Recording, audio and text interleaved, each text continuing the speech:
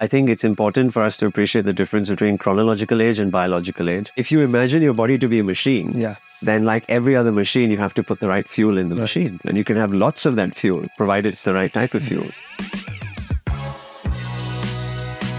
How many seconds can you stand on one leg? How many push-ups can you do in a minute? They are very powerful indicators to what your biological age is. This person Yamanaka who won Nobel Prize for coming up with these factors, which are part of every cell.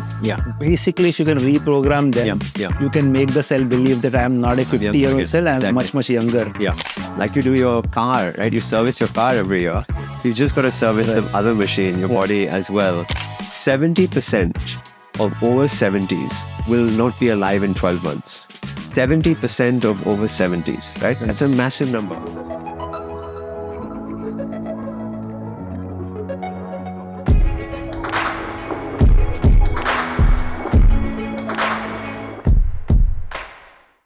Hello, I am Mukesh Bansal. Welcome to SparX.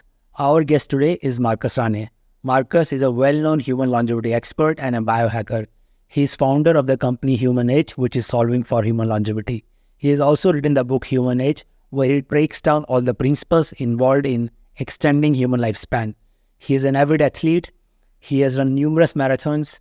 He has also organized treks to some of the remotest corners of the world. In this episode, we break down the science of longevity, how far the field has come, what the actionable tools are, what are the things that you and I can do to improve our lifespan and health span, where the field is headed, what is the future of human longevity, what are some of the new and exciting trends around the world. There is a lot to take away from this episode and a lot of actionable tools that you can implement in your life today.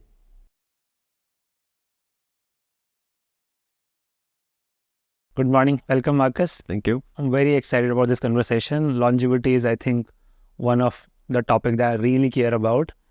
I got into this space about 15 years ago. My journey started with a Ray Kurzweil book you might have come across, Fantastic Voyage, Live Long Enough to Live Forever. Since then, I have tried to explore this field. I thought I was one of the very first, few people in India to look into this space seriously. And then I met you. I realized you've been doing basically this all your life. How did your interest in the space of, cutting edge of human performance in the science of longevity start? Well, firstly, thank you for having me on the show. And it's such a beautiful environment to be here, surrounded by all these books, many of which I see. I've read quite a few of them, so it's great to see that similar interest.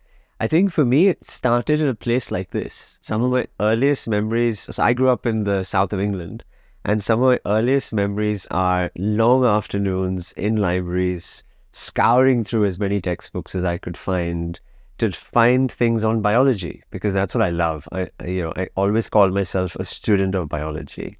I think nature has given us this incredible machine. And for me, it was always this journey about understanding how I can make the most of it on this time that I have here on this planet, right? Career has zigged and zagged, but ultimately my North Star has always been understanding the human body and just getting excited by it. Super refreshing to hear. One of the things, I intend to talk about on this podcast again and again is if one can make, your interests, your hobbies, your passion into profession, that's probably the best way to pursue exponential impact, because it does not feel like work at all. You are in it, you're doing something that you really enjoy, literally playing every single day. And then as a result, you can do that for a very long period of time and things add up, things compound, right? And you can create incredible impacts. So I'm really glad to see that you are able to translate your childhood interest and love for books and love for biology into a career, and you're doing amazing things. I think one of the, I was going through your background, Marcus, and I was quite inspired to see you have been to, some of these extreme spots all around the earth. Right. It must have been exhilarating, to go out there. But what was the context and what took you to all these places? I fell in love with adventure through the textbook. So what happened was in high school biology, and as I thought about what I wanted to do, I have always thought, okay, it's got to be something involving human biology, right? So my first degree was in physiology, and I studied at University College in London. But at the time, I had signed up and I was serving in the Royal Air Force. Right? My father is ex-Navy, my grandfather was ex-Royal Air Force. So there's sort of this idea of service and military. So I got attracted towards this idea of service. And it was in that period of time where I was studying physiology and working with these incredible human beings at the extreme edge that I discovered how the body manifests, adapts, and becomes this incredible machine when you push it to the envelope of performance. And that's when I got to do these various expeditions. I led a medical expedition to Mount Everest. I took another one to the Arctic. I then was invited to work at NASA on the human spaceflight program, looking at cardiovascular changes, heart remodeling in a microgravity environment on the International Space Station. So that was sort of the bug that bit me, right? The human body is not this frail imagination that we sometimes think about when we think about disease and old age. It is this incredible machine which has evolved over hundreds and thousands of years and generations to make us who we are today. And if we can understand what is going on at the cellular and the subcellular level, then how do we use that to then unlock the best, the most exponentially impactful, to use your phrase, version of ourselves that we can be? So amazing. So high school textbooks can be inspiring. Exactly. Exactly. I can relate to that a lot. Yeah. I think same thing happened to me when I was in high school. Yeah. It was not biology at the time, it was maths. But I really fell in love with the whole subject, and it was, just so pleasurable, just to spend time with math. And eventually that's what, led to some of things, got admission to engineering college and so on. Yeah. But it's those formative years, what happens in that age of, 10 to 18, and what catches your attention and, willingness to invest time in that, can translate into insane things over a period of time. Any other, just maybe since we're talking about childhood, any other childhood impressions or experience you think which have shaped you, what you end up doing eventually? I've always been, I wouldn't say playful, but I've always appreciated the fact to look beyond what exists right in front of you, right? I think a lot of, and I've got young children as well, right? We were talking about that earlier. So I think a lot of us fall prey to this idea that there is a path and I just need to stay on that path, and A will lead to B, B will lead to C, etc. And we sometimes forget that the world is a much more incredible, complicated, and we can look to the left and look to the right and stitch things together, right? So I've always been someone who's been sort of looking over the edge and seeing what's next to come, what can be, innovative or creative, and then try and say, okay, now how did this all piece together? So I don't know if it was one moment or just through a collection of things, but that's how I've built my career. Right. And I still don't know what I want to be when I grow up, but that's okay. I'm just playing with it. I think the better idea is to never grow up. Yeah, exactly. Yeah. As I said, we live in such a interesting world, and things are now changing so fast. Yeah. Why grow up, why act like a grown up, while when you have the opportunity to keep learning, keep reinventing yourself, keep exploring new things. So you've already touched upon the fact that you were interested in biology growing up. Yeah. You liked exploration. Yeah.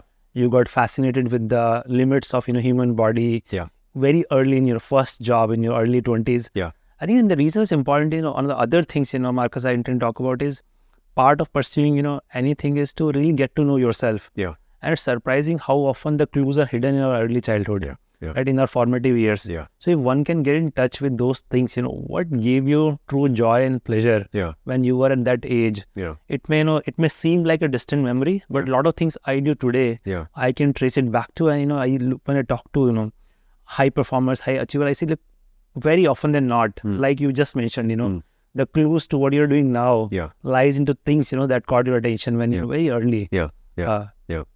Just, talking about all these extreme places you've been to, what are some of your favorites? Oh, wow. All of them? They're all favorites. It's like asking which is your favorite child, right? They're all favorite for different reasons. But I've got two things that I love. I love mountains, and I love cardiovascular fitness, right? Those are two things that I'm really, really passionate and get really geeky about. So I've had the fortune, I've taken a group to Mount Everest. I spent a month on the mountain, and that was an incredible experience. I was quite young then. I was 23 or 24. And Mount Everest all the way? No, so I led the group to base camp. And then as part of the university that I was with, University College London, there was a group of doctors that went up all the way to the summit. And interacting with them and spending time, it was amazing. I remember till today, the the group who went to the summit got a femoral artery sample from here deep in the groin at just off the balcony. So that's at 8,000, I want to say 8,200 or 8,300 meters high. And the oxygen concentration was 2.6 kilopascals. It was literally almost like the color of your t-shirt, really black blood. And it just showed us how incredible human adaptation can be. Because when you see patients on the ICU, their oxygen concentrations are much higher than that, but they're struggling to survive, right? So that was part of the whole idea. So mountains have been fascinating. I summited Mount Kilimanjaro last year. And for me, that was a hugely, almost spiritual-like experience. Being on a standalone mountain, glaciers, the sun coming up, the curvature of the earth, it was incredible. So that's a very special thing for me, and I always love going back to mountains. And then the other is sort of cardiovascular stuff. So running, even my thesis dissertation at my first degree was looking at sort of, as I said, cardiovascular changes around microgravity. So those are the two things that I like to do. My most recent trip, Mukesh, was about 2 months ago. And we were in the Arctic Circle. We traversed 1 degree, which roughly equates to about 110 kilometers. On the North Pole? Not all the way to the North Pole. We were at 68 degrees, minus 30 degrees, fully self-supported. So I was pulling the pulk behind, all the weights, but it was incredible. What took you there? What was the motivation? Mental resiliency, actually. I was part of a group from the UK that was raising money for a charity around mental health. Right. And a number of people who were on the trip had personally suffered, family members who had lost their lives to suicide. And so they were raising money for a local charity, and we were having lots of conversations around mental resiliency. And we used the environment of extreme cold as the vehicle to have those conversations. Amazing. Because it's in those moments where we all have our doubts, as we do in business and every other aspect. We all have our doubts. But if we can expose ourselves, our brains, to this idea that there are no limitations, like your first book, right? There are no limits, then how can we become accustomed to that? And that's where the magic happens to become bigger, better versions of ourselves. So how does one get into these expeditions? If I want to join you in one of these extreme expeditions, I don't first of all know whether I'm fit enough. Or how does one prepare, and how does one get an invitation to join you? One of these, crazy adventures that somehow are part of your everyday life. I think the fitness level, that's a good point, actually, because a lot of people think that this is not something for me, this is only something that other people can do, but that's not the reality. The reality is that with a little bit of work and discipline, that all of us can make the efforts to transform ourselves to be able to do these things. Now, we might all not be able to summit Mount Everest or maybe Kilimanjaro, but there are certainly other hills, other mountains, etc., that we can enjoy the views from and push our bodies to do so. So I think it's important that we all realize that that we can get off the sofa and we can get out into the natural world, and we can enjoy great advantages from that. We've got some really interesting plans for next year, actually. We are planning another trip to the Arctic, and then most possibly another mountain summit. So whenever this goes out, if people are interested, they can get in touch with us, and we can see. I will definitely get in touch with you, Marcus. We'll keep track of these dates. I'd love to join you. I don't know how extreme I can start off with, but at least something, manageable. But there is something about, just going away from this, right now in Bangalore, you're surrounded with, these concrete towers all around us. What effect does that, just going way out in the wilderness, whether there's mountains or oceans or, Arctic Circle, what does it do to your brain and overall emotional health, being in that environment? It's such an incredible experience, and I remember this so vividly. So this trip that we did to the Arctic was probably one of the first times that I had been in a completely network-free zone in many years. Even when now if you go to Everest, you get Wi-Fi. It's literally become like that. Even on Mount Kilimanjaro, there were specific places that they had signal capability, and we were able to communicate with people back home. And immediately you'll see people because they're on Instagram and WhatsApping, etc. But in this area of Lapland, which was at the intersection between Norway, Finland, and Sweden, there was absolutely no phone network for those 6-7 days. The only connectivity we had was with a satellite phone, And so we were able to send an SMS to our office to just let them know what our location was, so that our family knew that we were all safe.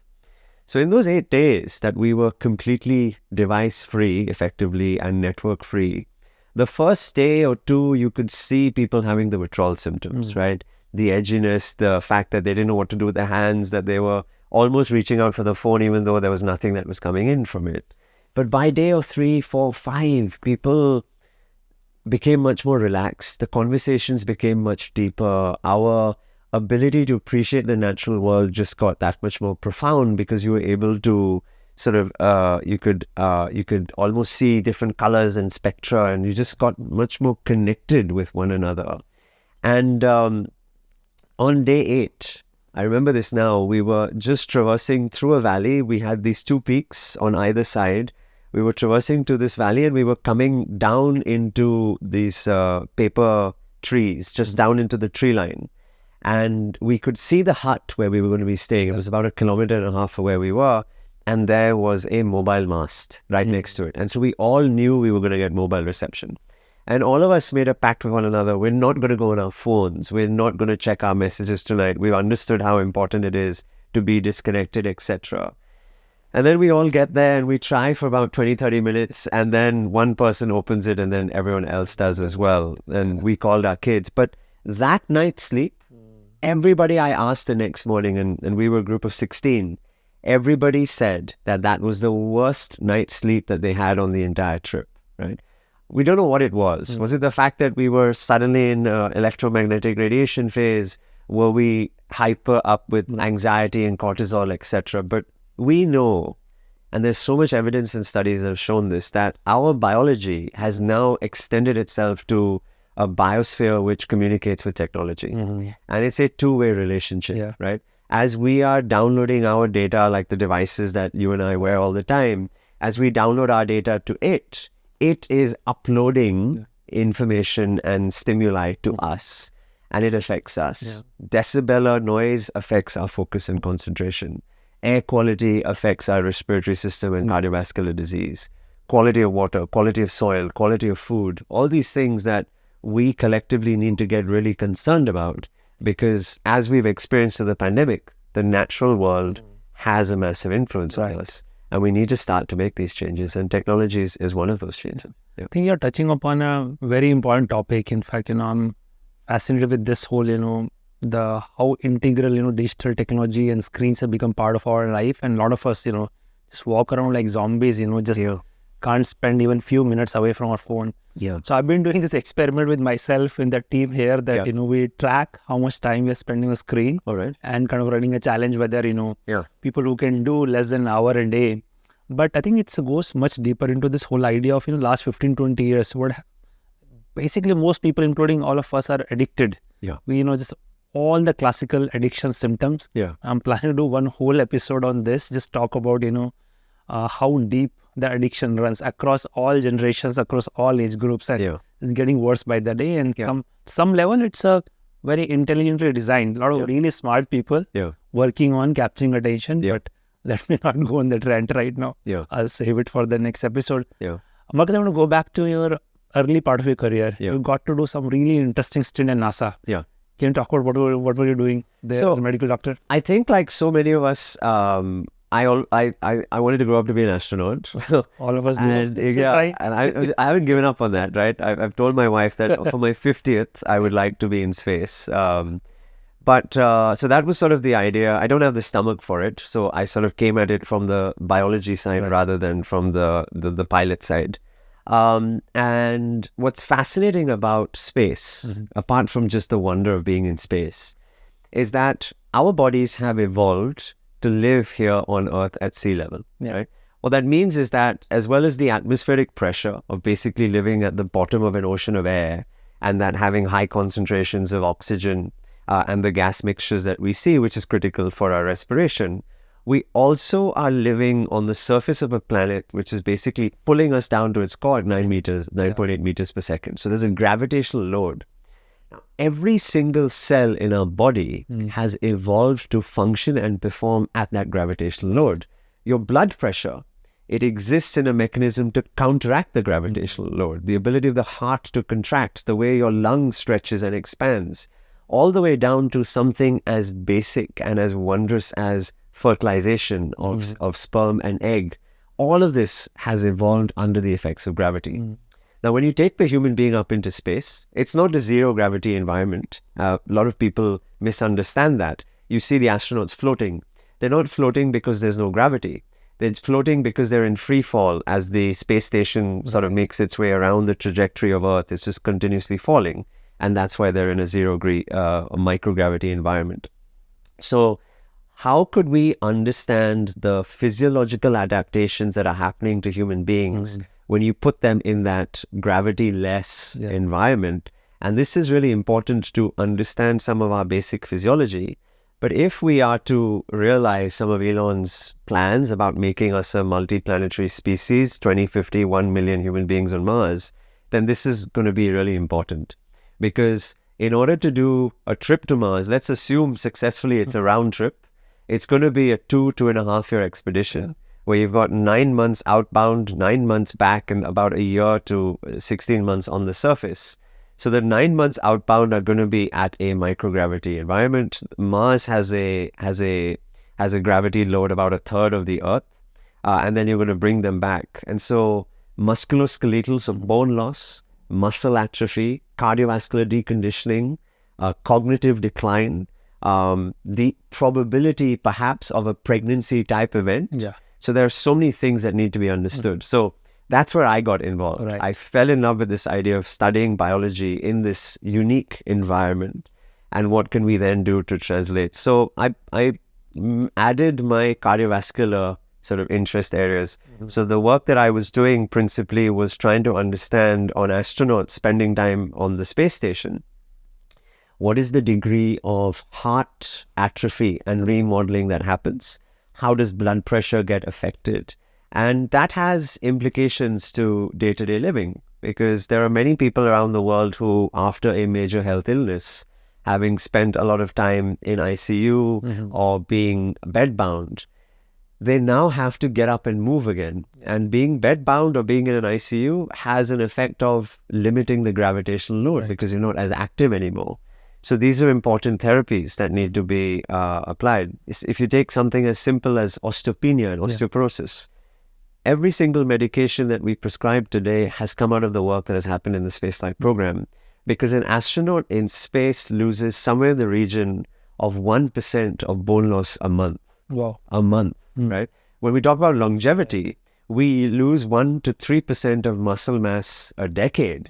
These guys are losing it per month. So the strategies which are being employed on the International Space Station to keep astronauts healthy, to maintain bone mass, muscle strength, cardiovascular fitness, they all link back to the conversations you and I are having on longevity. It's all deeply integrated. So what's coming out in this idea of studying human biology in extreme environment? Whether those are extreme environment on Earth, you go to Everest, you go to Arctic Circle, or you go to space, where you are experiencing microgravity. And we are able to see what's happening in this extreme environment. How is our biology responding or maybe failing to respond? And it gives a window into what might, work in the normal environment, right? So a lot of, what we know about is a cutting edge of human performance comes from all these environments. No, absolutely. And we have made the assumption that aging is a normal, natural process, but it doesn't need to be that case, right? Aging is a decline of cellular activity, structurally, metabolically, in signaling, etc.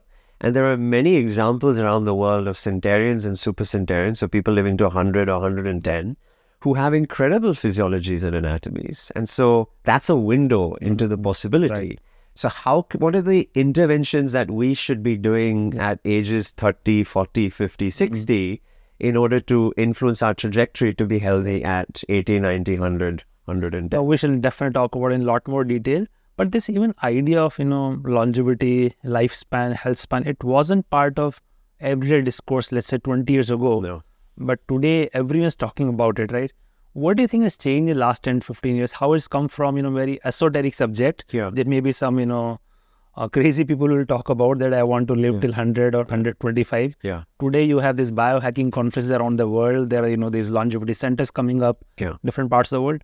What has triggered this, and how is this conversation on lifespan, health span, like what has made it so mainstream? Yeah. I think let's look at the last 100 years, right? The great wars of the 20th century created inventions which transformed how healthcare and medicine was practiced. Antibiotics being a big one, early surgical procedures because of trauma being another one, etc. And we saw medicine and healthcare transition from towards being a curative model where we can cure an acute infection, we can cure a disease pathology by surgery, etc. We then got into sort of the 60s and 70s and 80s where we began to understand this idea of non-communicable diseases as the advent or introduction, let's say, of sugar into diets and milk and proteins and other things happened to become more available. Calories became much more available. And that's when the model started to shift towards a preventive mindset. And we started to see a lot of that in 80s, 90s and early 2000s. Now what we're really talking about is almost like medicine 3.0, which is about optimization, about us being our best versions of ourselves. I think affordability has had a big role to play. I think like Maslow's hierarchy of needs, we are slowly, increasingly as a society moving higher and higher above towards that pyramid. So I think these are important factors. I think the other big piece in all of this is our understanding of the biology. The fact that the Human Genome Project was able to, for the first time, codify what it is to be a human being. Right. The fact that we've got imaging diagnostics that can really go cellular, subcellular, and understanding the different organs and systems of the body and giving us windows into how those cells are different. And then the sort of therapeutics that have started to come, which are more biological, much more personalized, in fact, frankly, can be done in your garage and personalized to the individual. So I think we've had this intersection of our understanding fueled by technology, exponential technologies, digitization, miniaturization, etc. So I think these are sort of the trends. But the worrying trend in all of this for me is that this idea of lifespan, right? And maybe we'll spend 2 minutes talking about lifespan versus health span, right? So lifespan, as we should understand it, is the number of years that we live, right? Take India, independence in 1947, the life expectancy was about 42 or 43 years old. Today, in the year 2023, we're at 69 for men, or 67 for men and 69 for women, something like this. So in the last 75 years, we've added 25 to 30 years to 20 to 25 years to our lifespan. In other parts of the world, in Japan, it's 85, 88 plus, in the US, etc. So we've grown to think that the number of years we live is naturally going to extend more and more along the x-axis. However, that's not always the case. In this year, for the first time, we have seen a reversal in that number of years. That can be a pandemic effect, most likely because of COVID. But there's something else which is happening under the surface. We are seeing the average age of onset of first chronic disease is happening at a younger and younger age. I have patients who are in their early 20s who come with fatty liver disease, diabetes. I've seen scans of 12, 14-year-old boys who've got grade 2, grade 3 fatty livers, right? And why are these things becoming more prevalent? Our lifestyles have changed. We live in a calorie excess world.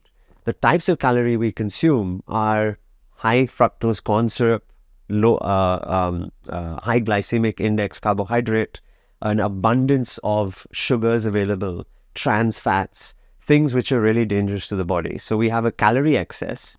We have an environment, a physical environment which is deteriorating. And then frankly, we're all stressed. Everyone's cortisol levels, because of technology, because of our lifestyle, because of the environment, is in this hyper alert where our amygdala is constantly in this stress, fight and flight state. And so insulin resistances are growing, leading to all of the different lifestyle disorders that we see. So it's not just therefore about lifespan. It's this concept of health span, which is how healthy is my life, right? I could be 60, but I could be 60 summiting Mount Everest, or I could be 60 with 4 chronic diseases, sedentary, living life in front of a television and not much sort of joy de vivre or the vitality, right? So that's what we're trying to unlock, is this idea of promoting health span, not just being fixated on whether you live to 120, That's okay. Right. But if you are going to have 80, 90 years, Right. how can it be as vital, as energetic, as optimal as So possible? let's drill on one of the aspects. I think, we've got a pretty broad range. On one hand, I mean, you are right, while lifespans are increasing, Yeah. but the onset of these lifestyle diseases happening earlier and earlier, almost implying reduction in health span. Yes. In the past, I might have 30, 40 good years Yes. where I'm disease-free, Yeah. I'm able to do what I want to do. Yeah. Today, because of all the lifestyle changes, a lot of people are on one hand suffering from perhaps reduced health span. Yeah. But on the other hand, if you look at all the longevity literature, what people are talking about is how can we dramatically increase health span? And that's almost counter or the point of view that let's assume that lifespan will continue to increase for some time. Yeah. Perhaps already we have some parts of the world in high 80s. Yes. Perhaps we'll cross 90s. Yeah. But even with those kind of high lifespan, and we've seen in India, people will retire after the age of 60. Yeah. And sometime the physical, mental decline start very quickly after that. But this idea that's getting hold now that by adopting right lifestyle, right therapeutic interventions, Yeah. you can actually aim for much longer health span. Yeah. What I translate into that, let's say most people core of their career is from the age of 30 to 60. Yeah. That's one career. Yeah. But if you are able to manage your health span for another 30 years, which is definitely, possible today, our science tells us there's nothing that comes in the way. Yeah. That gives a literally extra life Yeah. that all of us can live and Yeah. perhaps do best, work of our life Yeah. in that age of 60 to 90. Yeah. Yeah. No, it's absolutely right. Imagine the benefit to society, because with age comes wisdom. Yeah. Right. With youth comes energy, but with age comes wisdom. And if we're able to give a second and third lease of life Yeah. to people above the age of 60, not just living longer and dying slowly as they are today, Right. but truly living life as healthy as nature perhaps intended it to be the case, then what could be the new technologies? What could be the degree of mentorship? What could be the knowledge which gets passed down? What could be the innovations? I think our society could really transform itself. And I believe, we are on the cusp of this revolution. I know, as I think you mentioned, some of the stuff is still probably in the lab. Yeah. And maybe early clinical trials are promising. Yeah. We're definitely understanding more and more about the cellular mechanism of aging. Yeah. But translating them to things that all of us can practice. Yeah. Probably work in progress. Some ways, maybe we can consider, we'll talk about that. Some maybe hopefully in 5 or 10 years from now, we'll have even better therapies. But let's, now break this down into layers.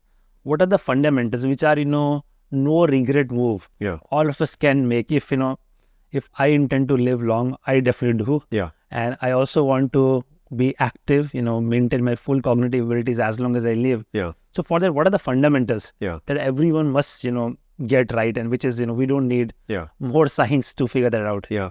I think that's something that you and I share. And I recently read your book, Hacking Health. And I think it's this idea of going back to the simple things in life, right? We should and we can go down the conversations around advanced therapeutics, molecular machinery, etc.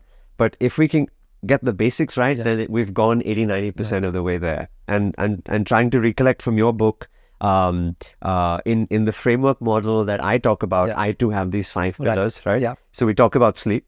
Right. And I know that was the beginning of yours as well. Absolutely. The importance of good sleep. Yeah. Sleep is your body's time where it rests and repairs itself, but it also grows itself as well, right? Physical, mental, cognitively as well. So good sleep is really critical, and we always start with that pillar. The second is how you fuel the body.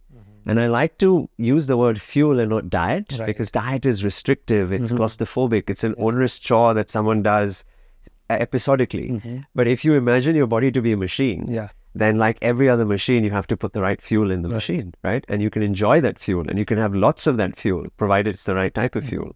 So in fuel, we look at the macronutrients, we look at the micronutrients and the supplementation, which is so important for people. We look at the healthy aspects of the microbiome, the gut, the 3 trillion organisms that live inside of us, which make us who we are in many ways. We look at the role of caffeine and water and hydration, etc. So fuel is another important pillar. The third pillar is movement. And again, I don't like the word exercise. Exercise involves all this idea of being sweaty in the gym and have to do something. But your bodies were made to move. And it moves in so many different ways. And there are 5 forms. There's the aerobic form, like climbing a mountain or running or jogging or cycling.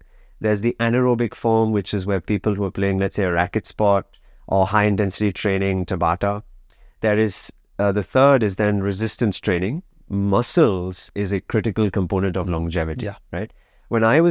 I just graduated as a medic. My second job actually was in geriatric medicine. And at that time, this would have been 2007, 2008, when I was on the wards, I was given a really scary statistic by my consultant. And he said, Marcus, 70% of over 70s who we will see in this hospital who have presented with a fractured hip, femur that we call it, the fractured neck of femur, will not be alive in 12 months. 70% of over 70s, right? That's a massive number. Now, why does this happen? The fall can happen for a variety of reasons, but the break happens because they've lost core strength, muscle protection around it, the quality of the bones, etc. So for everyone over the age of 30, I always remind them, in the same way as you have a saving plan where you're investing in your financial health for the long run, you have to go to the gym at least once a week for me, because that's your health plan. That's the muscle investment that you're making. So the power of building muscle is really important. The fourth is flexibility, and the fifth is balance. So these are sort of the 5 forms of movement, which is so important for people. The fourth pillar is this concept of the environment that we've been talking about. And the environment for me has 3 components: the people, the places, and the technologies, because they influence us in the same way as we influence it. And the last, which you spoke about also in your book, is the mental, emotional health, this idea of cognition, focus, concentration. But I like to take it further. Apart from just stress and anxiety and mood, let's look at gratitude. Let's look at the role of purpose in life, right? Let's look at the intangibility of joy, empathy, gratitude, all these things. So that's sort of my mental model for the simple basics of a good, healthy living. No, incredible. I'm glad you're talking about it. And generally, when people who are interested in healthy lifestyle, most of attention goes to diet and fitness. And you're absolutely right. Fitness for a lot of people may mean running outdoors or go to gym, but I think incorporating movement in various forms almost throughout the day is, as you rightly said, our bodies evolved to do that. But I think those two people are generally familiar with. But I think sleep, I still think does not get enough attention. I think everything I've read about health, fitness in the last 10, 15 years, it boils down to single biggest factor is sleep. If you don't have the sleep factor sorted, layering other things is, not going to do that much, right? Similarly, the aspect of emotional health, especially in our country, is almost continues to be a near taboo subject. I had a episode with Dr. Shambhat recently, talked about mental health in a lot of detail, but mental health also has 2 aspects. One is when you're dealing with anxiety, stress, etc.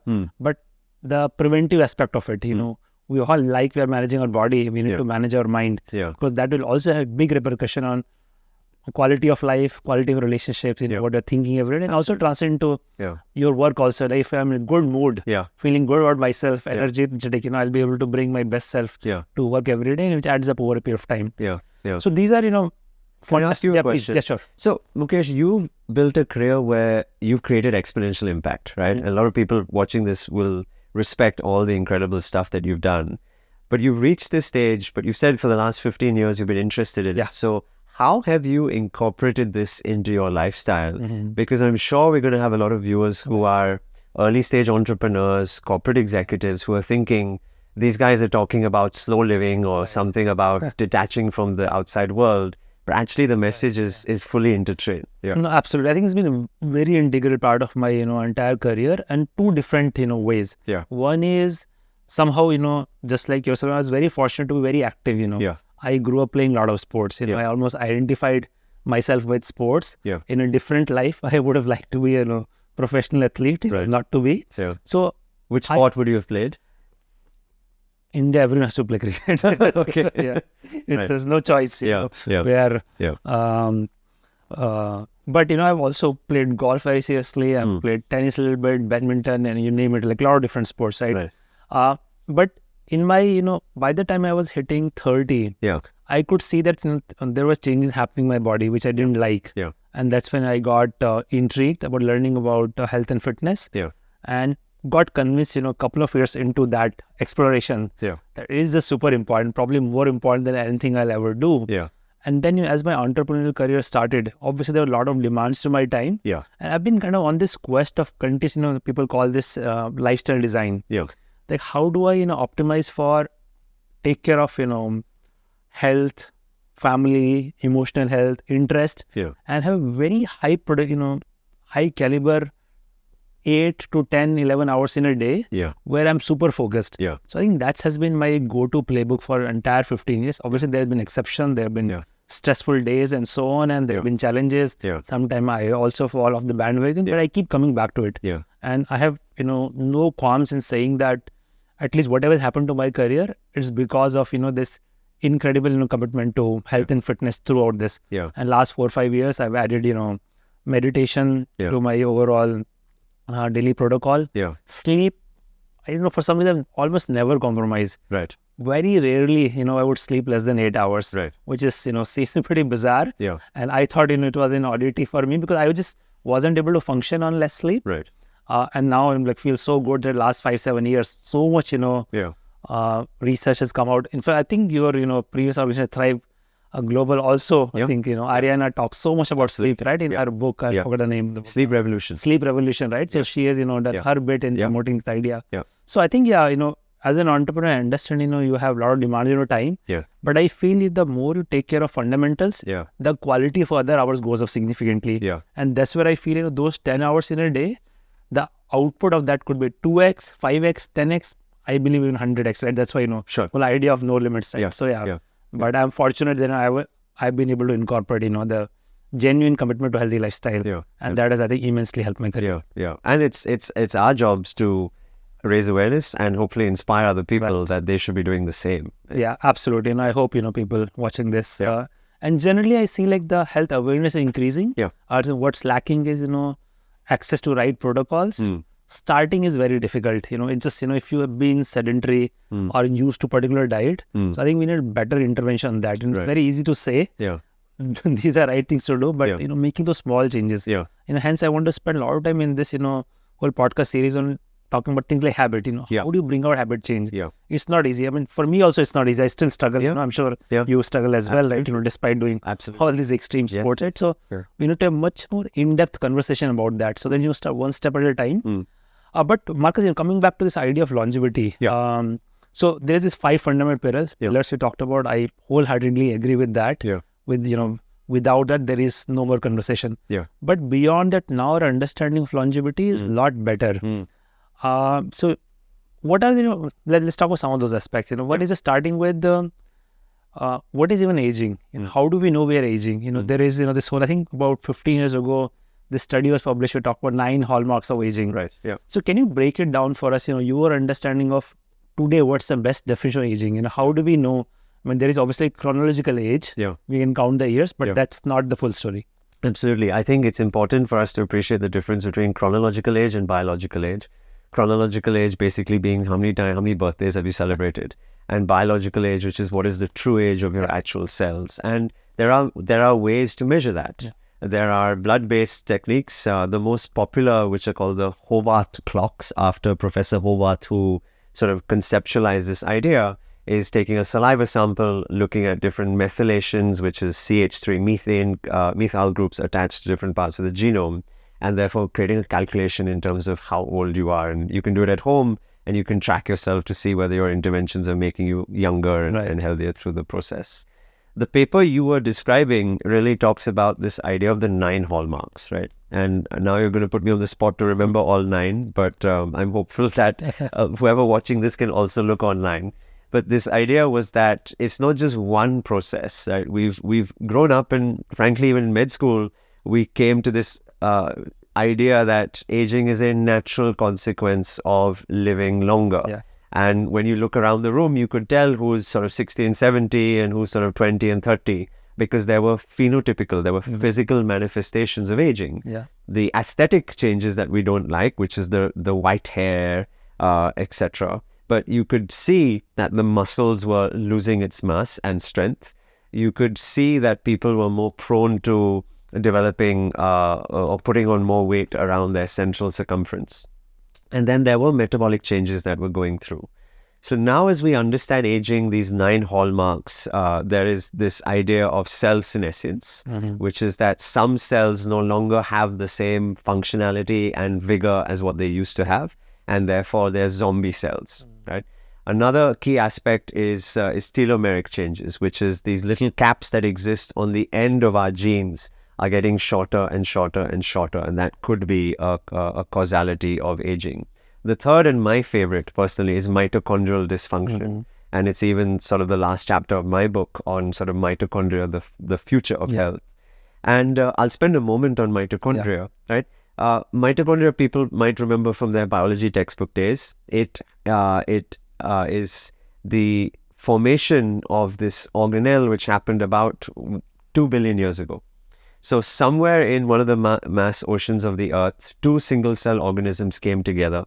But unlike all the other interactions, the bigger one did not eat the smaller one. In this interaction, what happened, the smaller one survived because it started to create something of interest to the bigger one. And they created this symbiotic relationship where the bigger one said, I'll protect you. In exchange, you give me things that I need, right? So the smaller one said, I'll give you energy. And the bigger one said, okay, I'll be your cell wall and your surrounding. And that was sort of the conjunction of the first multicellular organism. So mitochondria exist in every single cell except the red blood cell. The plant kingdom have their own version called chloroplast, which creates energy.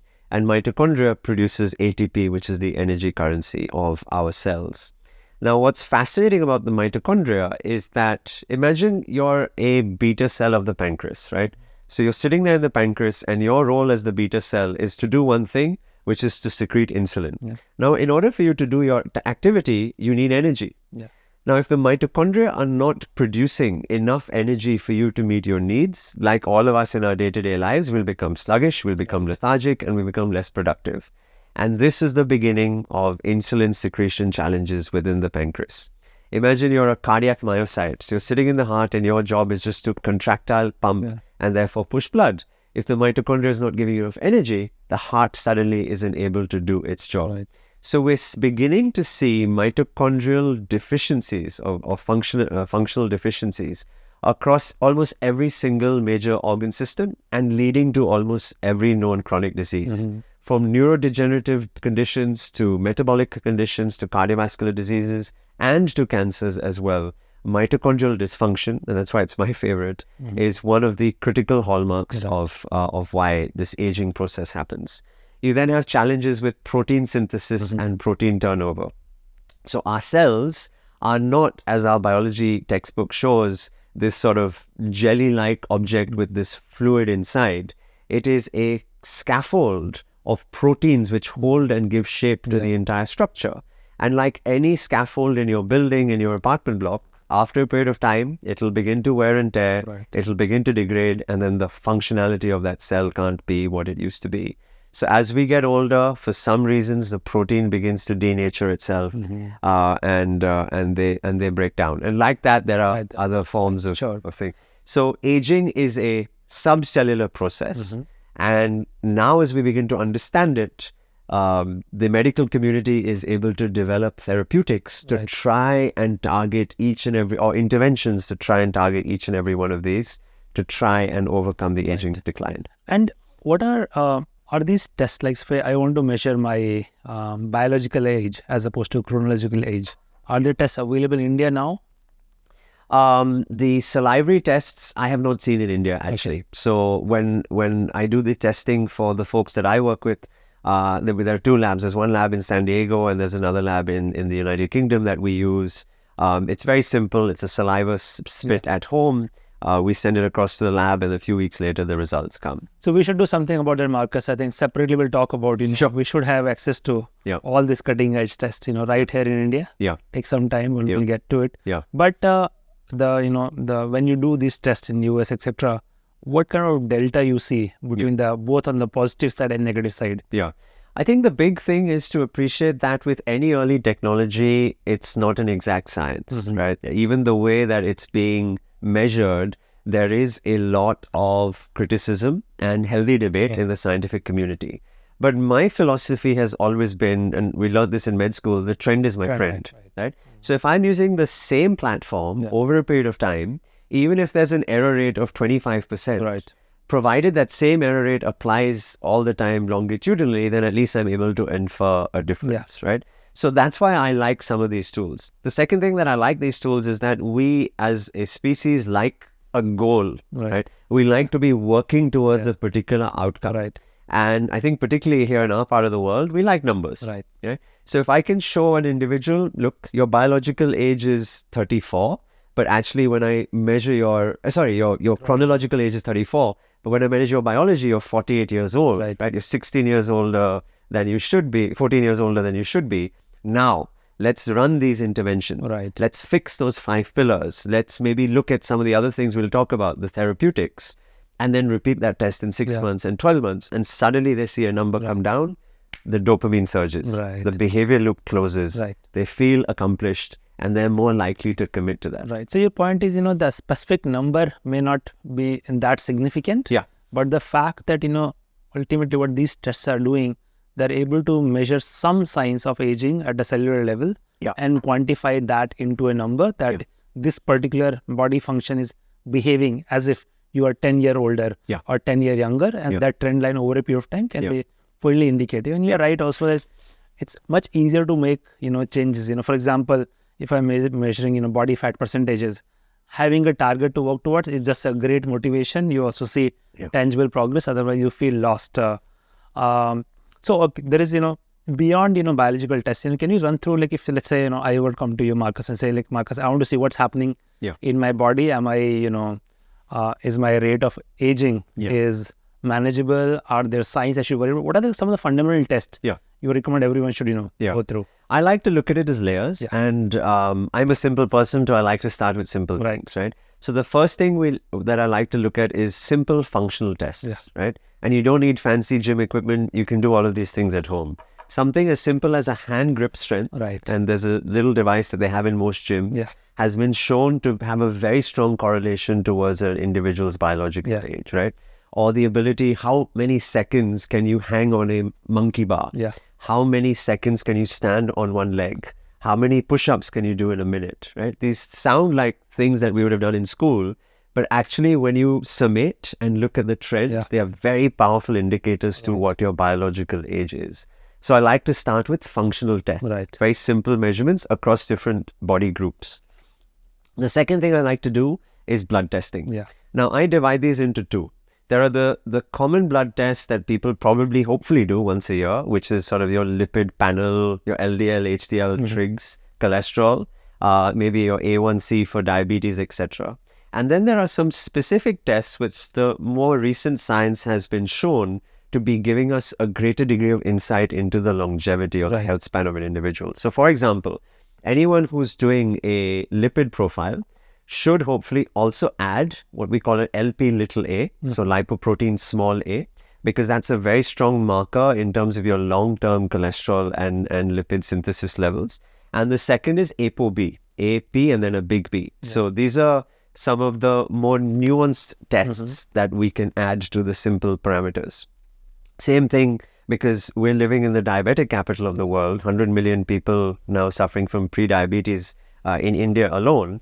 So if you're annually doing an A1C, or what we used to call the HbA1c in the old days, now I recommend people also do a fasting insulin blood test, a uric acid blood test as well, and then of course the random sugar. And why fasting insulin? Diabetes is not a disease of glucose. This is something which unfortunately even us in the medical profession have got wrong for many, many decades. Diabetes is a disease of insulin. It is the resistance to insulin or the non-secretion of insulin by the pancreas which is causing the majority of problems. As your body becomes accustomed to too much carbohydrate, it secretes insulin to try and bring that level down. And then insulin is basically like growth hormone. It causes a hypertrophy. The vessel lining of your arteries and veins become bigger, leading to hypertension. It leads to downstream consequences of cancer because of the way glucose metabolism occurs, etc., etc., etc. So please check your insulin levels whenever you're checking your A1C. So we've got the whole blood piece as the second piece. The third piece I like to do is some imaging. And the common imaging that I like to do is a DEXA scan, which is basically looking at your body composition analysis. you can either go to the clinic, or now in most gyms, Yeah. you have a very simple device that you can stand on. And provided you're using the same device over a period of time, the error rate doesn't matter, as we spoke about. It gives me an understanding of body fat. It also gives me an understanding of muscle mass, which is really important as we get older. So that's one imaging. The other imaging I like to do is ultrasounds. Yeah.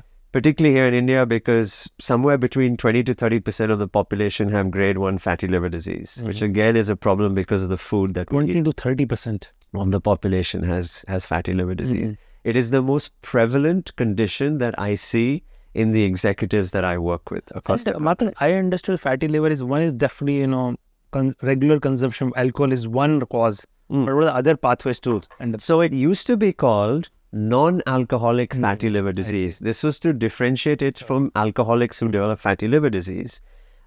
So the non-alcoholic fat, and the name is now undergoing some change as well. So we prefer to call it metabolically associated fatty liver disease, because it's a disease of metabolism, which is principally happening through three things. The high availability of fructose and simple sugars, the high sedentary or the low activity in a person's life, and the high amount of stress and lack of sleep. The liver is the place, unfortunately, where a lot of this transformation happens of different molecules, right? It's a very metabolically active place. And the reason why it's so dangerous is when your body starts to put on fat, the first place it puts is subcutaneous, under the skin. Aesthetically, we hate it. But actually, from a longevity perspective, having a body fat of about 12 to 14% protects you in the long run. After the body has exhausted subcutaneous compartment, it goes to the viscera. It will start putting it in the intestine, in the heart, around the major organ systems in the abdomen. And the last place it goes is the liver. So if you've got fat in the liver, that means you're in a pretty dire state. It's gone everywhere else. It's affecting your metabolism. Your liver enzymes are going to be off, etc. So I like to do the ultrasound because people like data. It's a number that I can show them, or it's an image that I can show them, and they suddenly wake up to this idea, my God, my metabolism needs to be adjusted. Marcus, I would love to know your suggestion for how should one think about regular health testing. See, and there I understand, there are extremes. On one hand, there are people who probably haven't even gotten tested once in last 10, 15 years. On the other hand, I think I'm in the other extreme. I have this kind of testing routine where there are probably over 200 markers. I get them tested every 6 months. I have a trend line going back to last 10 years. Amazing. At some point, I hope an AI will be able to ingest all the data and tell me something about it. But it's cumbersome, to draw blood. It's expensive and so on.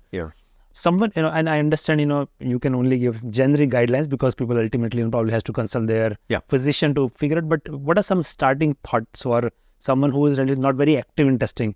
How should think about and design something that may work for them?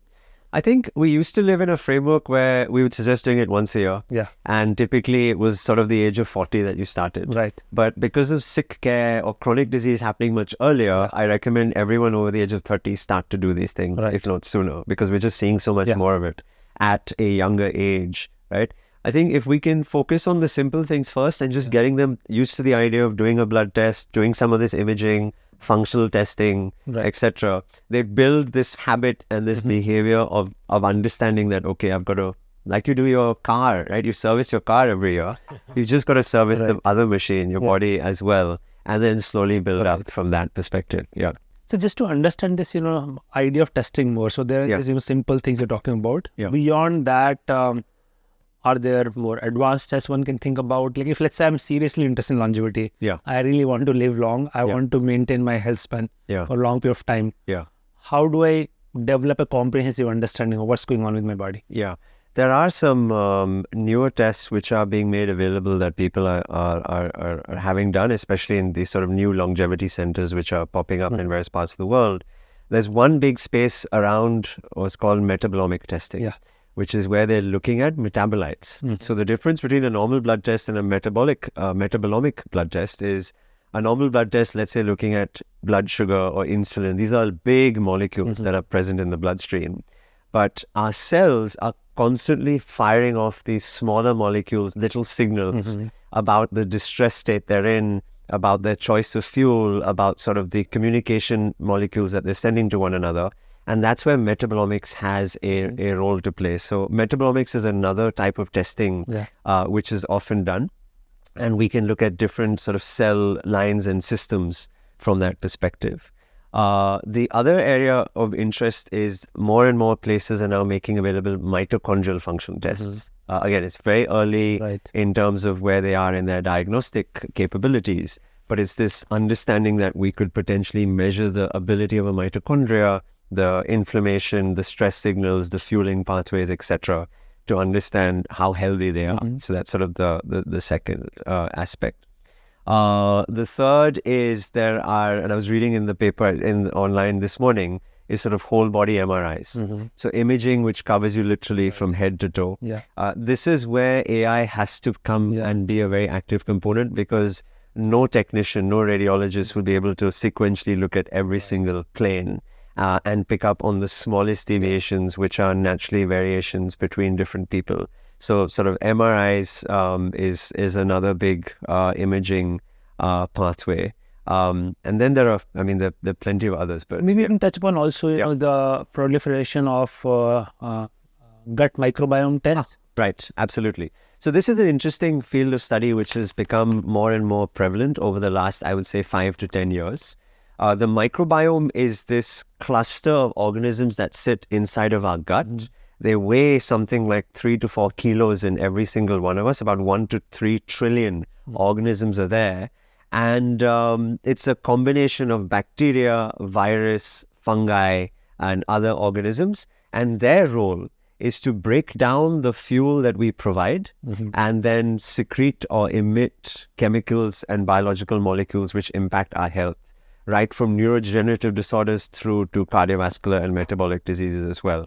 So measuring the diversity of the microorganisms in our gut has become much more exciting. Measuring the diversity, which are good, which are bad, how much of good, how much of bad are there. These are tests that can be done either as a stool sample or in some instances even as a saliva. So you can look at top and tail from that perspective. But where the next step needs to go in this is that let's even assume, which we don't even know today, let's assume that we are able to tell an individual whether their microorganisms are good versus bad and what the diversity is. How can we influence it? Right. So we know there are some simple things like having homemade yogurt or pickled foods or other types of simple probiotic supplementations and fiber.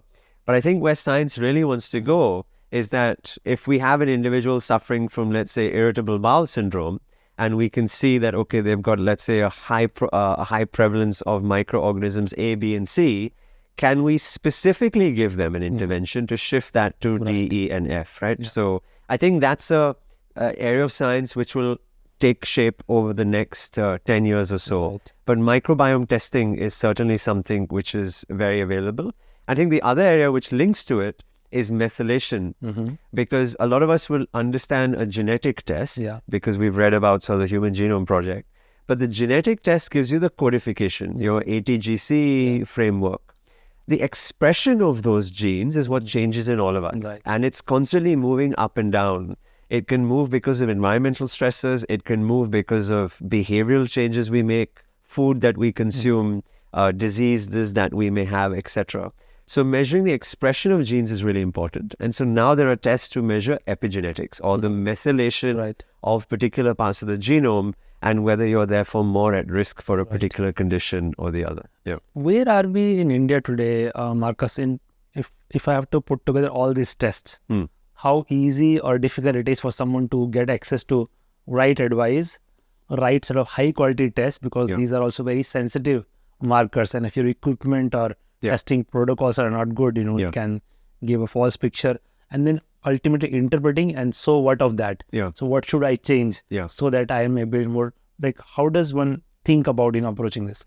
I think India is at level 0 or 1 on that journey, but that's an opportunity for us. And I think we must also appreciate that as a country, we've had to solve other problems first. And now we're reaching that stage where we can be allowed to solve this problem as well. So I think for us, the opportunity in the longevity space is to bring the right technologies culturally sensitive to the Indians on a data set which is Indian, because another big unfortunate consequence of the way scientific literature is published is that most of these trials are on white middle-aged men, right?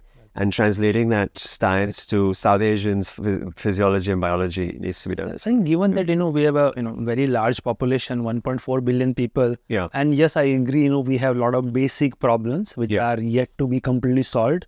Access to, quality healthcare is obviously not available. And there is tons and tons of work needs to happen in that area. Having said that, I think just like, many areas, countries now looking at the cutting edge of technology, whereas nuclear energy or building rockets or building quantum computers, I think there's no reason why India should also not play at the cutting edge of longevity as well. So I think we need to also, and it does not cost that much. It just requires a right mindset. I really hope to, Marcus, seriously work on this area. I would love to collaborate with you and maybe use this podcast as an opportunity to just request anyone who has deep interest in the science of longevity and bringing some of the solutions to India. I think please reach out. I think we'd love to collaborate. But I think India deserves to have its own absolutely world-class, state-of-the-art longevity center where all these tests are readily available. And this can be also used as a research center. It's not necessarily that to make, few wealthy people rich very long. But we learned, just like your example of, going to all these extreme environment and measuring human biology, we can learn so much more. And a lot of that can translate into policy changes, availability of certain nutrients to everyone, certain tests, screening, etc. Right? So I think it's definitely worth investing into. For sure. I think our responsibility is the democratization of this knowledge, right? Where I love this concept of the research facility, because that will allow us to scale it to make it impactful for the rest of the country.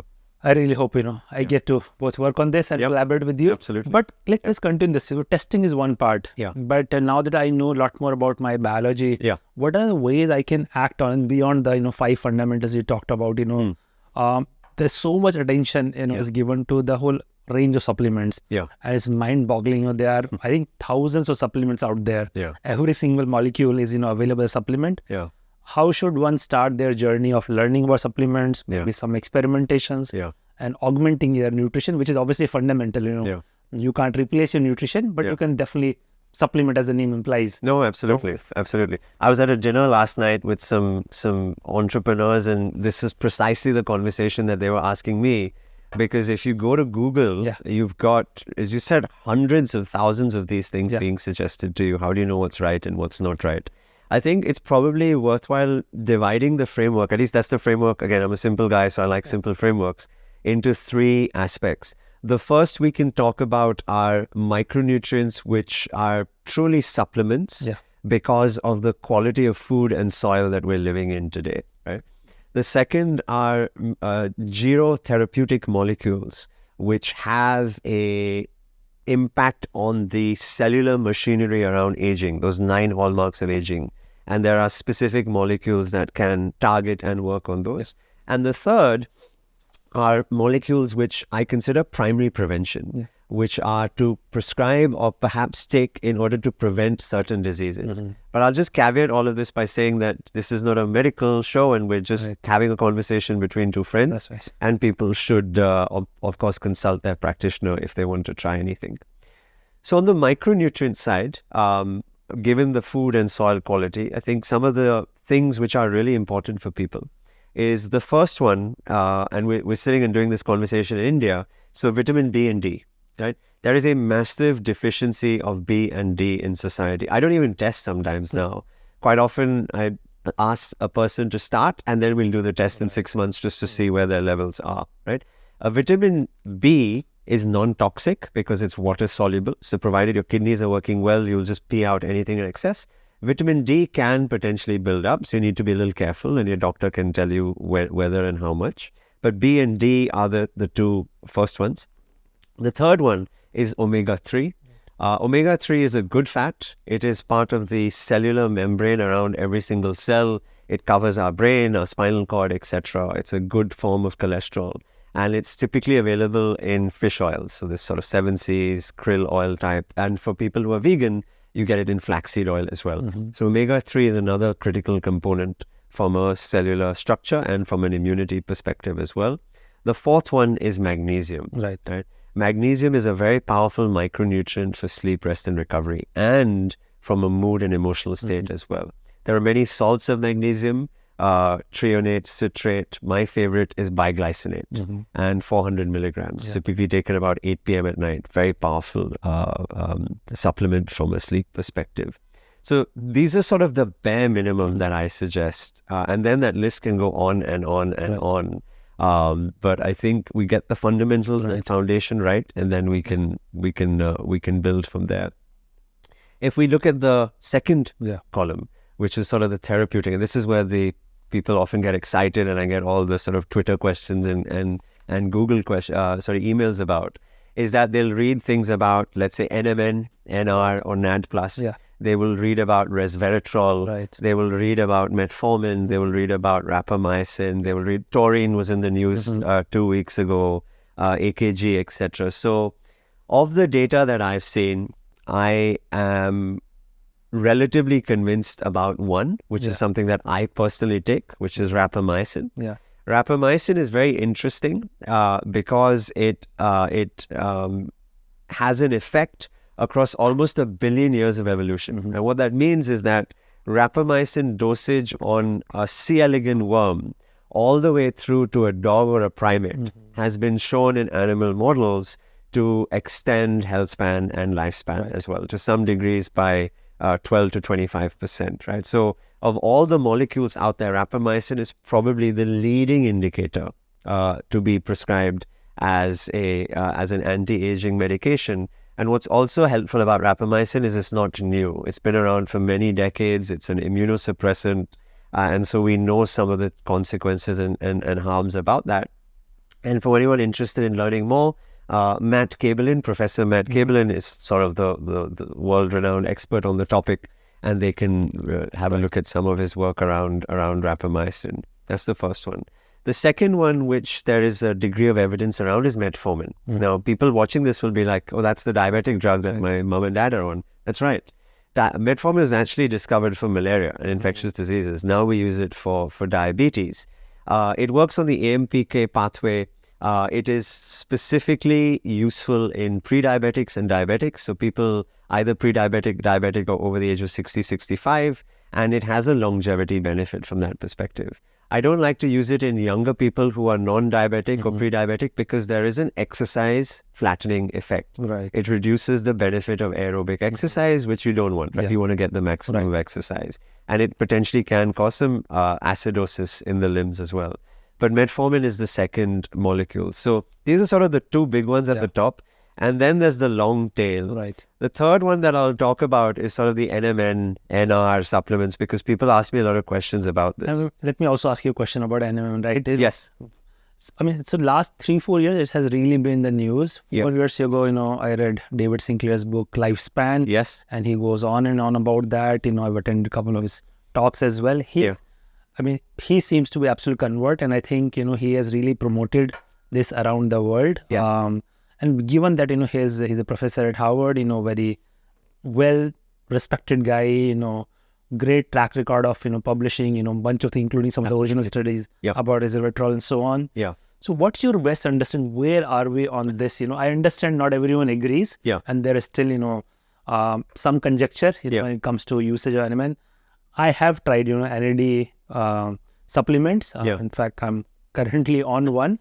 But I have some doubts as well whether, it's something whether I'm going, way out there, or is there a lot of robust science behind this? So I'll start with the physiological pathways, and then I'll maybe talk about some of the work that David has been doing and talking about. So physiologically, this whole idea really came to be because when they were measuring people who were older, they found that their levels of NAD were lower than healthy people. Now, what does NAD do?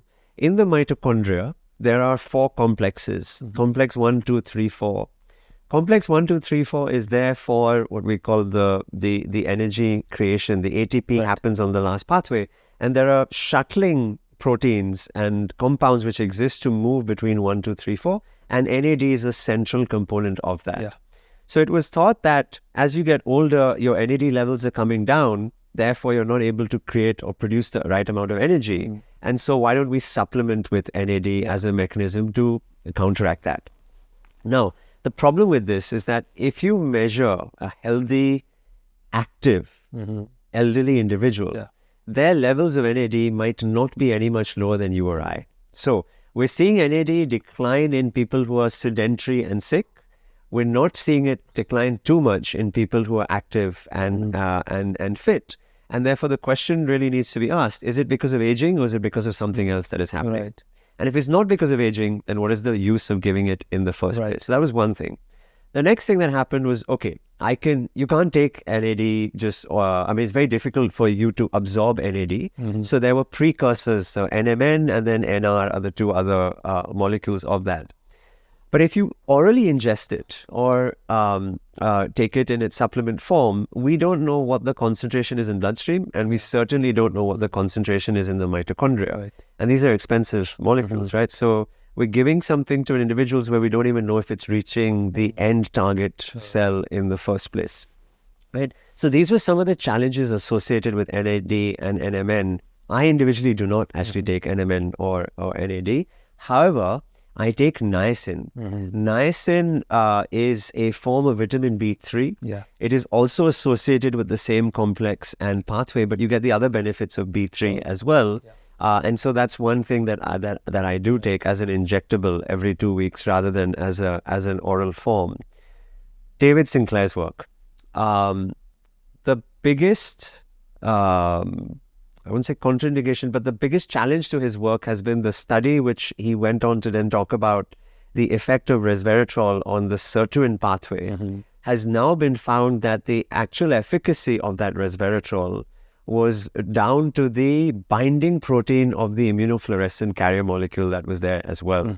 And that's not there in the supplements that we take. And that was one of the reasons why people are now saying, well, if it's not there, then does resveratrol truly have an effect? I think David is an incredible academic. He certainly is been at the frontier of human longevity for many, many years and will continue to do so. But I think, like all science, it's useful to have a healthy debate and look at the actual data before taking decisions. So this is evolving science. Yeah. And I think, definitely podcast is the last place where people should take a recommendation for what supplements they should consume. It's definitely a good place to get educated about what's out there, what people are talking about. But there are a lot of nuances. Everyone's individual physiology, the history is very different. But I think it's a very exciting area where a lot is happening, and one of the newer trend is just rise of a lot of supplement which comes from Ayurvedic traditions. All these Himalayan herbs. I've started using both ashwagandha and Brahmi supplements. But we'd love to know your take on the emergence of these things, which we've been using in Ayurvedic, both food and medicine for thousands of years now. Absolutely. I think we're living in a world or an age now where technology is able to allow us to validate some of the ancient wisdoms that we've had. And Ayurvedic medicine is certainly one of those areas. I think what we need to ensure is that the same level of scientific rigor being applied to molecules and pharmaceuticals is being done to micronutrients and to the Ayurvedic medicines as well, particularly because there is quite often an interaction between these different, particularly with liver enzymes specifically. So I pulse on ashwagandha. Actually, we were talking about this earlier, right? This idea of pulsing, which is where you don't have it throughout the year. You have it for a dedicated period of time, let's say 4 to 6 weeks. You then come off of it for another 4 to 6 weeks, and then you go back on it as well. So I particularly pulse with ashwagandha. Ashwagandha has been suggested to have improvements on testosterone. It has been suggested to improve sleep, the architecture of sleep, particularly making you more relaxed. And then there are some immunity benefits as well. So I've used ashwagandha. I haven't used Brahmi myself particularly, but I also like turmeric or curcumin. That has got many anti-inflammatory, anti-infectious properties. Then there are ginger as a root, garlic as well. So there's so many other things, I think, which sit at the intersection between good food and sort of some of these Ayurvedic practices and micronutrient supplementation. I think it's a very exciting area. In the coming years or decades, as you said, like there are more clinical trials and more evidence-based backing of some of these protocols. It'll be great to see. But some of these things which is part of traditional diet, I think those are again no regret moves.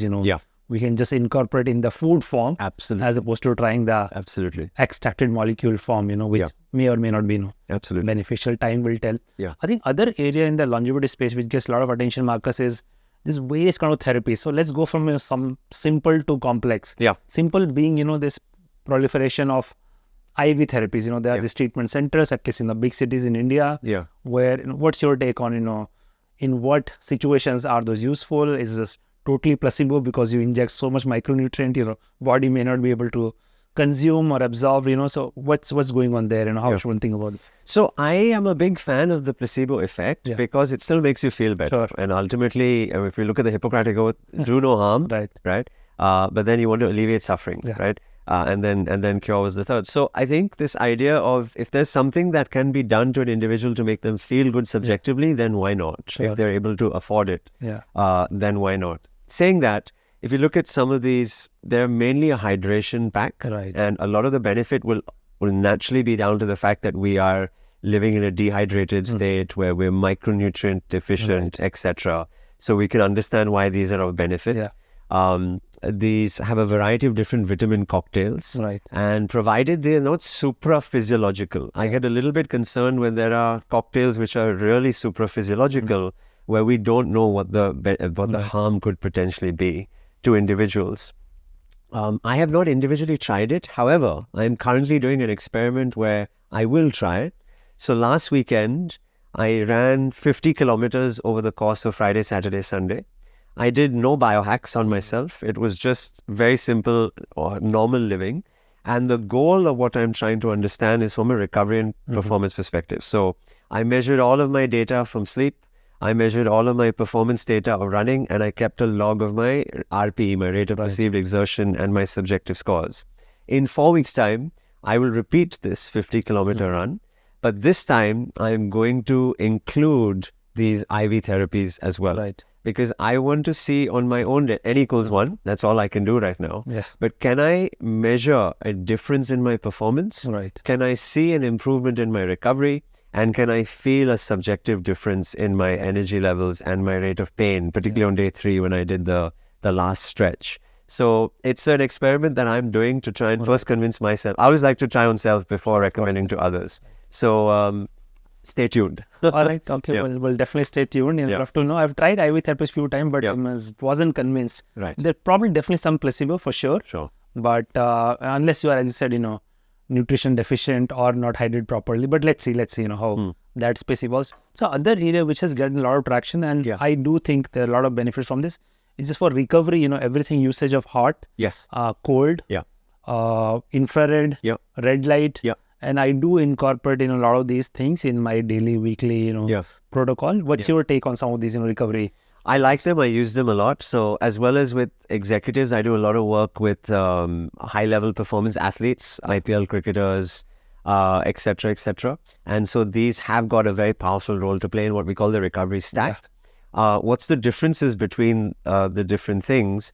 So heat has a very specific role to play, which is very different to cold. And I think people sometimes get them mixed up. So heat is very good to put your body into a relaxed phase. So the best time to do something like a steam or a sauna is actually towards the end of the day when you want to encourage your body to go into a relaxed phase to get a good night's sleep. The cold water immersions are best done 4 to 6 hours after the acute insult.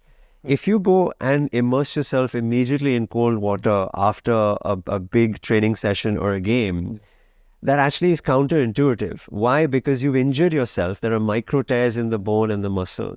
You want the blood flow to go. You want the macrophages and the immune cells to go there to start to build the recovery. You don't want it to get out of control. So wait for a few hours. Let the natural healing process happen, and then go and immerse yourself in cold water or cryotherapy, etc. But it's a very powerful... And by acute insult, you meant a rigorous workout. Yes. Not the other time. Sorry. Yes, rigorous workout. Yeah, absolutely. So that's cold, and I'm a big fan of cold water showers as well. From that perspective, cardiovascular conditioning, immune modulation, and frankly, just getting you awake and pumped up as well. So these are, again, depending on how you do it, they are not necessarily very expensive. Absolutely. Especially, I mean, if you live in North, heat is available, throughout the day. And I'm not kidding, last year I was in Delhi in June, and it was, I think, 43, 44 degree. And I was thinking, I haven't been out in heat. So I actually went to the rooftop of the hotel and spent 15 minutes walking, which was actually a terrible idea because I ended up getting a heat stroke. But heat is readily available. Yeah. You can, cold is also at this point. I used to just put bunch of ice in the bathtub, let it melt, and you go in for a few minutes. Absolutely. And you don't have to do Absolutely. expensive cryotherapy. But I think these are very little harmful side effects. Yeah. And then especially people who are doing rigorous workouts, etc. Can incorporate. Yeah. What about little more cutting edge stuff? Like there's a lot of talk these about regenerative medicine. Yeah. There are all kind of something simple as PRP. You can explain that. Yeah. Exosomes, and then all the way to stem cell therapy, which could be either placental stem cells or from your own body. So let's cover this whole spectrum of these therapies. Yeah, I'll just add about you spoke about wavelength light as well, right? So I use that as well. Okay. And the mechanism of action is thought to be that basically it's energy being imparted into cells, particularly mitochondria, to aid recovery and repair. And red light therapy is something that I use. We have a panel in the clinic, I also have, and we use them for our cricketers as well. So it's something they do after the games. And I also have a version which is more compact, which I can apply around a particular joint, so around a knee or an ankle or a shoulder, etc. It gives heat benefit, but there's also the red light therapy, which is beneficial as well. So there's some nice advancements happening on the energy side. Regarding your question, I think it's very important that we take when I say we, I mean the scientific community, take an unbiased and objective lens towards what's happening. And I say that because of two things. One is that it's very easy to get overexcited because these are cutting edge therapies that we sometimes drown out the fact of what the data is showing us, number one. Number two is that these are very expensive treatments.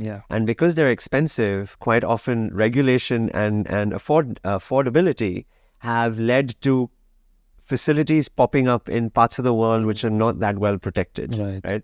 And I know of people who have visited those places to try and get access to this. And frankly, you don't know what the quality and what the safety associated with those as well, right? So everyone who's watching this who's interested, I think we should be interested and we must continue to invest in good science.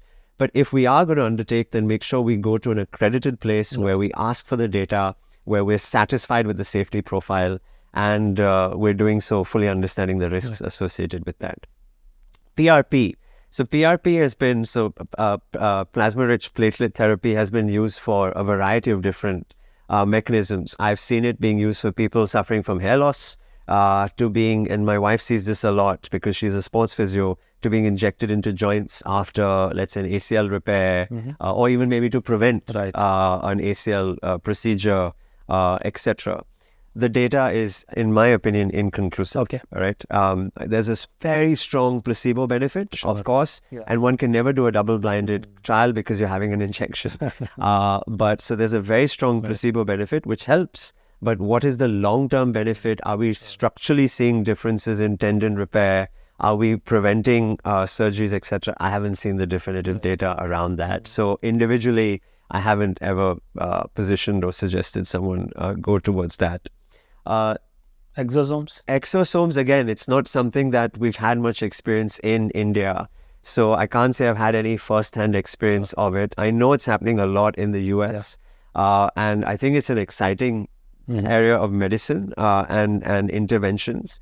But again, it's all going to be about, can we show some definitive scientific data? And can we make it in a way which is more adoptable and affordable for And the area which is getting huge amount of attention, and maybe we can cover in some detail. Now, first is starting with what is stem cell? What are sources of stem cell? And why they might be relevant for certain treatments? Yeah. So when we first existed, it was a sperm and an egg that came together, right? Half of the chromosomes came from our dad, half of our chromosomes came from our mom, and that makes us who we are. And we're just one cell. And that one cell has now become this multi-trillion cell that we exist today. So it has to multiply, it has to divide. And as it multiplies and it divides, it needs to specialize, because you need certain cells to be the eye, you need certain cells to be the hair, you need certain cells to be the heart. So stem cells is really going back to that original cell, which is a cell which has the ability to be anything else. Yeah. So as we get older and there are more cellular divisions, it gets programmed in a particular way. And after a particular point, it can never go backwards, right? Or at least that was the theory until David Sinclair's work, where he's suggesting that you can actually reprogram to as much as further back as possible. So stem cells really came about this idea of what can I do with the original cell to then maybe produce a liver for someone, or liver cells for someone, or heart cells for another person.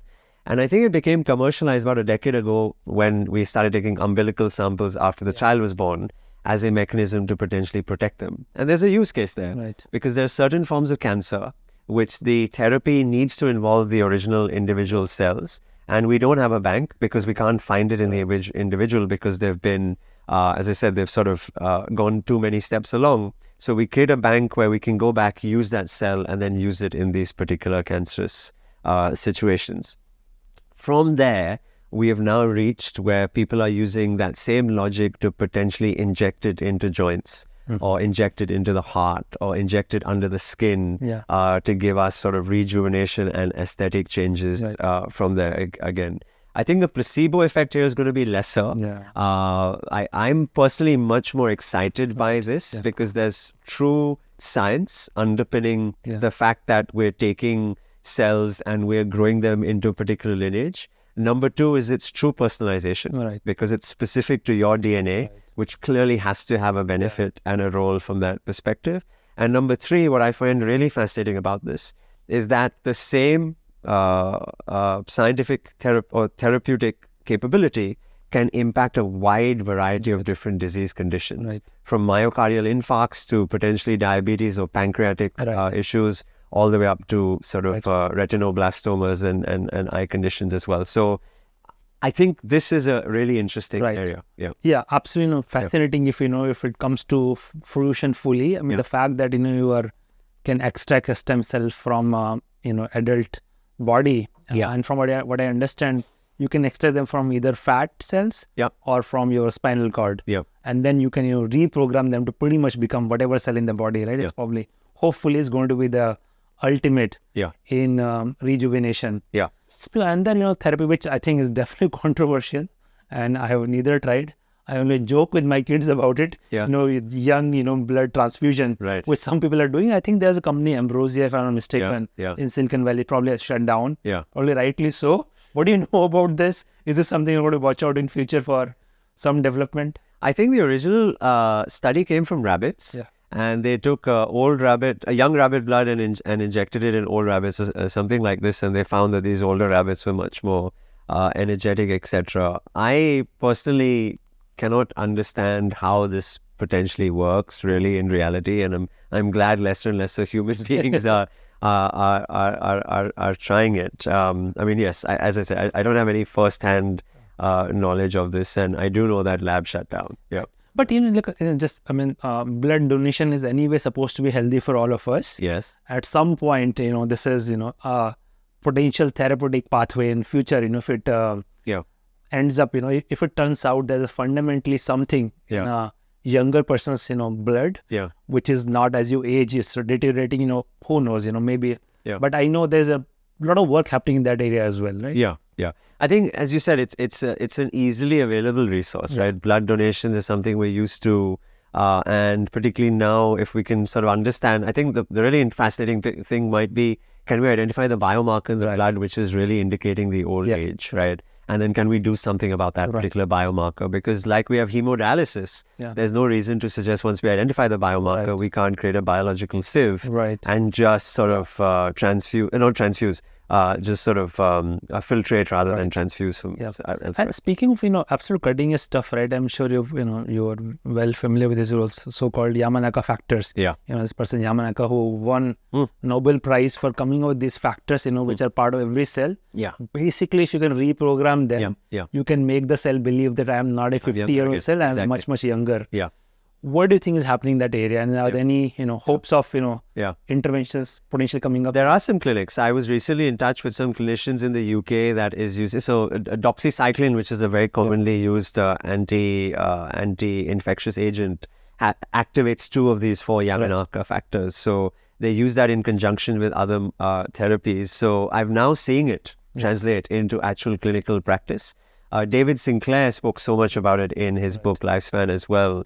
And again, it's one of those areas which is interesting, particularly because the molecules are not these very expensive or out of reach capabilities, right? It could be simple compounds that we have today existing, which can activate these potential pathways.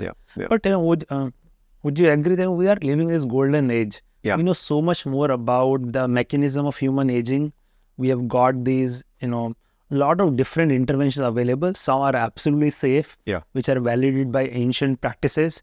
Now science is also supporting it. A lot of stuff which is in the lab, which seems promising in sometimes in animal models. Some, even human trials are starting to happen. And the whole field is poised to explode in next 5 to 10 years. I think one of the biggest things we've seen is the FDA recognition of aging as a disease. For Nir Barzilai's work around the TAME study, where he's looking at the efficacy of metformin as an anti-aging molecule. And rather than just focus on diabetics, the FDA said, yes, we're going to recognize the different outcomes of aging and use it as a protective, potential gerotherapeutic agent. So that was a big step for the industry. So one of the guys, I kind of look up to, admire his work, Charlie Munger. He just turned 100. Right. The guy's mind is, as sharp as ever. He's a, partner with Warren Buffett. He's been, at the helm of Berkshire Hathaway for the last 50 plus years.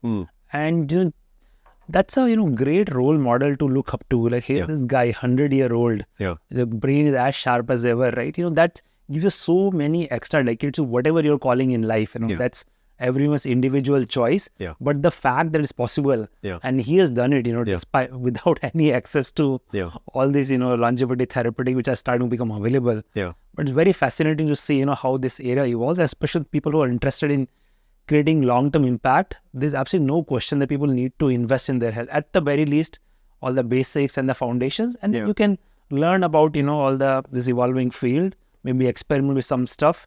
But I also want to thank you, Marcus, for all the work you are doing in this space. I think you are a living role model of you first and foremost you practice what you preach.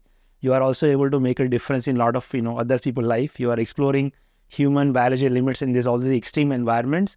And I know in many ways you are also just getting started, with the human edge. That's your latest venture. Maybe on the closing you can talk about what is your ambition with human edge? Where are you at, and where do you want to take this? I went through a personal journey. When the pandemic started, I, like many clinicians around the world, decided to go back as a frontline volunteer. I live in Bombay. I was working with the BMC, and I was doing screening efforts in slums when we were first fighting the early days of the virus. And then unfortunately, I contracted the first form. I got very sick with it. And I started to go down almost like a rabbit hole of physical and mental health decline because of the symptoms and the problems that I was facing. But then I decided that, what, I have this wealth of knowledge that I need to apply to myself. And that's when I started to quote unquote biohack for myself, on myself, not with the more expensive stuff that we spoke about, but the simple fundamentals. And I found my journey transformed. I'm now sort of physically fitter than I've ever been in my life. I've been able to do things that I didn't think I could. And in that process of recovery and recuperation, I realized that it's my duty to try and democratize this so that many lives can be impacted. And that's why I set up Human Edge. I talk about this mission of democratizing health span by allowing as many of us to get the benefits and not be restricted by unaffordability or inaccessibility. Information is present, data is ubiquitous. How do we personalize for people at scale, and how can we all be healthier, happier versions of ourselves? So that's my mission, and I'm really excited. We've got some incredible people working with us. We've made some fantastic impact, but as you said, we're just getting started. Outstanding. I think this mission of democratizing health span, I think it's really relevant, especially for our country. I think it's also very, very exciting space.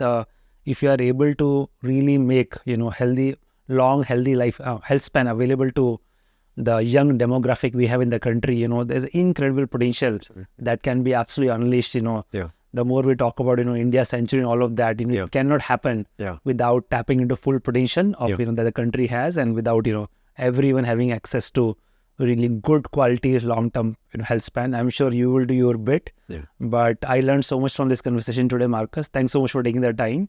I'm pretty sure a lot of listeners will find it useful and inspiring, in designing their own health journeys. Thank you for having me, and thank you for inspiring people like me to even be on this journey. Thanks, Mukesh. Incredible. Thank you. Thank you.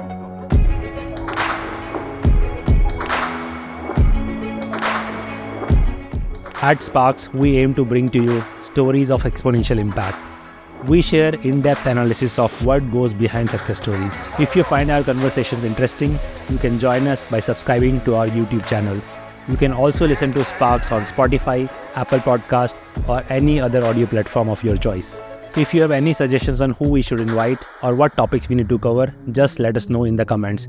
We are always listening, looking for ways to improve, and keep getting better as we go along.